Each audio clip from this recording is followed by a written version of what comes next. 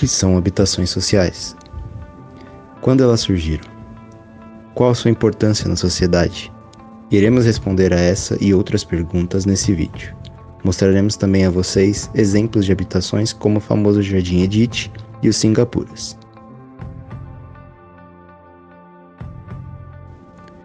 O que são habitações sociais? Habitação social ou habitação de interesse social é um tipo de habitação destinada à população cujo nível de renda dificulta ou impede o acesso à moradia através dos mecanismos normais do mercado imobiliário. O empreendimento habitacional de interesse social são geralmente de iniciativa pública e têm como objetivo reduzir o déficit de oferta de imóveis residenciais de baixo custo, dotados da infraestrutura, redes de abastecimento da água, esgotamento sanitário e de energia elétrica, e acessibilidade. Alguns empreendimentos também visam a realocação de moradias irregulares ou construídas em áreas de risco. Programas de habitação social existem em vários países, desenvolvidos ou não, e os imóveis podem ser alugados ou comprados mediante financiamento subsidiado pelo governo. Geralmente são realizados em grandes conjuntos de prédios de apartamentos, casas ou lotes urbanizados.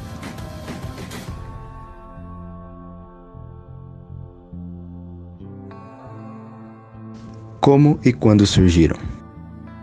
A primeira forma de habitação pública foi criada em Helsinki, na Finlândia, em 1909. Iniciativas semelhantes ganharam força nos Estados Unidos, também no início do século XX, e na Europa Ocidental, sobretudo após a Segunda Guerra Mundial, durante o processo de reconstrução dos países afetados pela guerra. São produzidas para qual finalidade? As habitações sociais, em resumo, têm a finalidade de paliar um déficit habitacional. Embora todos os seres humanos tenham direito de uma habitação, a realidade socioeconômica faz que essa necessidade não possa ser satisfeita por muitos indivíduos. O Estado, nesse âmbito, envolve-se para devolver esse direito. A construção e a administração de habitações sociais também supõem uma correção e o funcionamento deficiente do mercado imobiliário, que deixa muitas pessoas de fora. A principal importância dos projetos de habitação no Brasil é conceder para os menos favorecidos o direito da moradia digna, longe das favelas e periferias, que, consequentemente, contribui com a existência de um meio urbano saudável, que cumpra com a função social da propriedade dos habitantes da cidade, proprietários ou não de seus imóveis, assegurando o direito de uma moradia digna.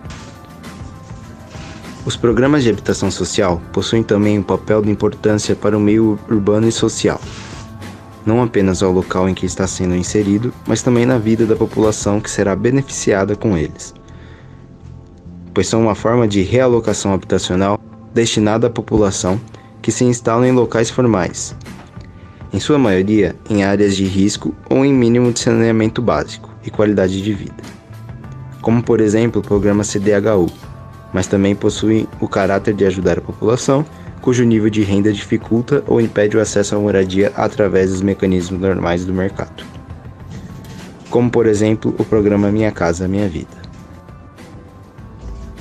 Além do impacto social, esses programas atuam na relação entre sociedade e governo, uma vez que ambos são afetados um pelo outro. Verticalização. Em meados dos anos 50, que se tornou possível observar o acelerado processo de crescimento populacional, principalmente nos estados de São Paulo e Rio de Janeiro. Com tamanha expansão, multiplicou-se a demanda de serviço para a maior qualificação de infraestrutura da cidade, que já continha as atividades intensas de parcelamento do solo, o contínuo incremento da malha viária e a consequente ocupação das periferias, posto que as oportunidades também eram tremendas. Com o boom populacional, as cidades não encontraram outra saída a não ser a verticalização das moradias, para manter a densidade populacional contida nos centros. Na prática, o crescimento horizontal das periferias ocorreu concomitante a um encorpado crescimento vertical, especialmente nas áreas centrais. Nesse sentido, a verticalização da cidade acabou ocorrendo de um modo espontâneo, já que o espaço foi ficando restrito. No pavimento térreo foram previstos as chamadas fachadas ativas, que possuíam caráter comercial e que locavam restaurantes, mercearias, farmácias, lojas de armarinhos e salões de beleza. Consequentemente, os projetos de habitações sociais, em sua maioria, são encaixados nesse movimento de verticalização, já que torres e blocos tendem a alojar uma maior densidade populacional, com uma organização e eficiência. Ainda sobre as habitações sociais, evidenciaremos comparações com diferenças arquitetônicas e de planejamento, no caso, o Jardim Edith e as Singapuras. Podemos observar a relação de ambas habitações em meia cidade e como elas se diferem. A situação do Jardim Arpoador não é exclusiva. Em outro conjunto habitacional, também do Singapura, casas são construídas à beira da Marginal Pinheiros. A Secretaria de Habitação já visitou o terreno e orientou os moradores a deixar a área. O Jardim Edith se contrapõe no sentido que a grande questão aqui era fazer cidade, coisa que esses grandes conjuntos não têm conseguido fazer, ou sequer talvez se colocam isso como um problema. O Jardim Edith, ele integra um grupo de cerca de 16 empreendimentos para as várias favelas da região. Então foi nessa conjuntura que os escritórios foram contratados para fazer um estudo que inicialmente pegava um terreno muito maior do que o que efetivamente foi ocupado pelo Jardim Edith e que era um projeto para 500 famílias e não 252 como de fato ficou. A gente resolveu fazer um bom projeto, né, de forma que ele ficasse bem integrado na paisagem, as pessoas mantidas ali, e nas várias conversas que a gente teve com a liderança e com os moradores, eles exigiram alguns equipamentos públicos.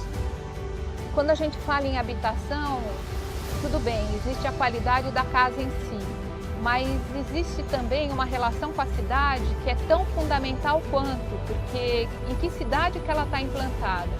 Nesse contexto desse bairro, quando a gente olha em volta os grandes edifícios de escritório, uma área supervalorizada, a grande questão é como inserir um conjunto de habitação de interesse social nesse contexto sem que ele se torne algo isolado. No terceiro lugar mais caro de São Paulo.